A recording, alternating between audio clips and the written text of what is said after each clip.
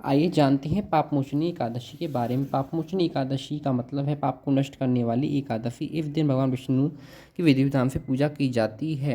हिंदू धर्म में एकादशी का विशेष महत्व है। यह दिन भगवान विष्णु को समर्पित है। आपको बता दें कि इस दिन जो व्यक्ति व्रत रखकर भगवान विष्णु की पूजा अर्चना करता है उसको भगवान विष्णु की कृपा प्राप्त होती है। वहीं हम यहाँ बात करें कि पापमोचनी एकादशी इस बार 26 मार्च को मनाई जाएगी। वहीं आपको बता दें कि इस दिन पूजा के दौरान व्रत को कथा पढ़ना एवं जरूरी माना जाता है, वरना पूजा अधूरी मानी जाती है। आइए जानते हैं व्रत कथा के बारे में। अर्जुन ने कहा, हे कमल नयन, मैं ज्यों ज्यों एकादशियों के व्रतों की कथा सुन रहा हूँ त्यों त्यों अन्य एकादशियों के व्रतों की कथाएं सुनने की मेरी जिज्ञासा बढ़ती जा रही है। हे मधुसूदन, अब कृपा कर आप चैत्र माह के कृष्ण पक्ष की एकादशी के विषय में बताएं।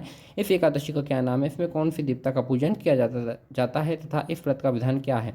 हे श्री कृष्ण, यह सब आप मुझे विस्तारपूर्वक बताने की कृपा करें। भगवान श्री कृष्ण ने कहा, हे अर्जुन, एक बार यही प्रश्न पृथ्वीपति मान धाता ने लोमश ऋषि से किया था। जो कुछ लोमश ऋषि ने राजा मान धाता को बताया था वही मैं तुमसे कह रहा हूँ। राजा मान धाता ने धर्म के रहस्यों की ज्ञाता महर्षि लोमश से पूछा, हे ऋषि श्रेष्ठ, मनुष्यों के पाप का मोचन किस प्रकार संभव है। कृपा कर कोई ऐसा सरल उपाय बताएं जिससे सहजी पापों से छुटकारा मिल जाए।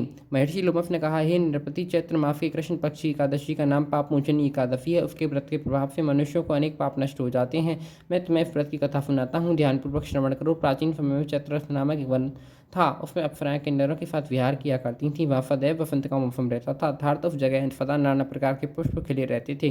कभी गंधर्व कन्या विहार करती थीं, कभी देवेंद्र अन्य देवताओं के साथ क्रीड़ा किया करते थे। उसी वन में मेधावी नाम के एक ऋषि भी तपस्या में लीन थे। वे शिव भक्त थे। एक दिन मंजू घोषा नामक एक अप्सरा ने उनको मोहित कर उनकी निकटता का लाभ उठाने की चेष्टा की, इसलिए वह कुछ दूरी पर बैठ वीणा बजाकर मधुर स्वर में गाने लगी। उसी समय शिव भक्त महर्षि मेधावी को कामदेव जीतने का प्रयास करने लगे। कामदेव ने उस सुंदर अप्सरा को भ्रू का धनुष बनाया, कटाक्ष को उसकी प्रत्यंचा बनाई और उसके नेत्रों को मंजू गुफा अप्सरा का सेनापति बनाया। इस तरह कामदेव अपने शत्रु भक्त को जीतने को तैयार हुआ। उस समय महर्षि मेधावी युवावस्था में थे। उन्होंने यज्ञोपवीत तथा दंड धारण कर रखा था। वे दूसरे कामदेव के समान प्रतीत हो रहे थे।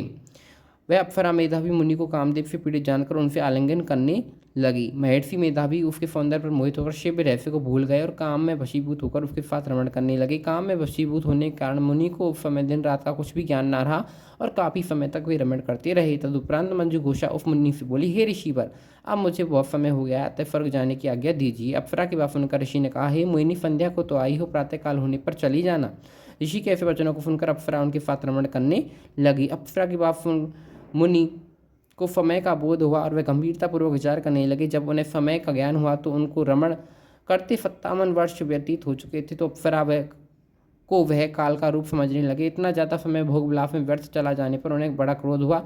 अब वे भयंकर क्रोध में जलते हुए उस तप नाश करने वाली अप्सरा की तरफ भ्रुकुटी तानकर देखने लगे। क्रोध से उनकी अधर कांपने लगे और इंद्रियां बेकाबू होने लगीं।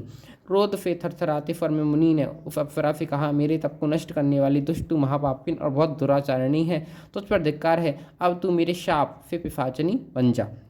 मुनि के क्रोध शाप से अप्सरा पिशाचनी बन गई। यह देख व्यथित होकर बोली, हे ऋषिवर, आप मुझ पर क्रोध त्याग कर प्रसन्न हुई है और कृपा करके बताएं कि इस श्राप का निवारण किस प्रकार होगा। विद्वानों ने कहा है, साधुओं की संगत अच्छा फल देने वाली होती है और आपके साथ तो मेरे बहुत वर्ष व्यतीत हुए, अतः आप मुझ पर प्रसन्न हो जाइए, अन्यथा लोग कहेंगे कि एक पुण्य आत्मा के साथ रहने पर मंजू घोषा को पिशाचिनी बनना पड़ा। मंजू घोषा की बात सुनकर मुनि को अपने क्रोध पर अत्यंत गलानी हुई, तो साथ ही अपनी अपकीर्ति का भय भी हुआ। अतः पिशाचिनी बनी मंजू घोषा ने फिर मुनि ने कहा, तूने मेरा बड़ा बुरा किया है, किंतु फिर भी मैं तुझे इस शाप से मुक्ति का उपाय बतलाता हूँ। चैत्र मास से कृष्ण पक्ष की जो एकादशी है उसका नाम पापमोचनी एकादशी। एकादशी का उपवास करने से तेरी पिशाचिनी की देह मुक्ति हो जाएगी। ऐसा कहकर मुनि ने उसको व्रत का सब विधान समझा दिया।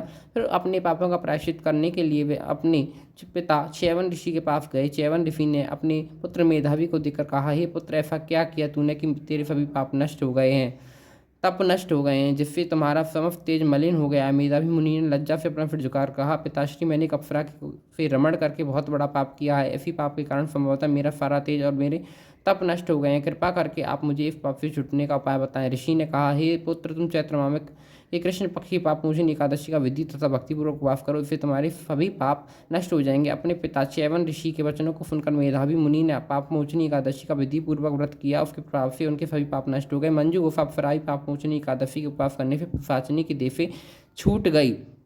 और पुनः अपना सुंदर रूप धारण कर स्वर्गलोक को चली गई। लोमश मुनि ने कहा, हे राजन, इस पाप मोचनी एकादशी के प्रभाव से समस्त पाप नष्ट हो जाते हैं। इस एकादशी की कथा के श्रवण से, पठन से 1000 गोदान करने का फल होता है। इस उपवास के करने से ब्रह्म हत्या करने वाले, स्वर्ण चुराने वाले, मद्यपान करने वाले, अगम्य गमन करने वाले अथवा भयंकर पाप भी नष्ट हो जाते हैं और अंत में स्वर्गलोक की प्राप्ति होती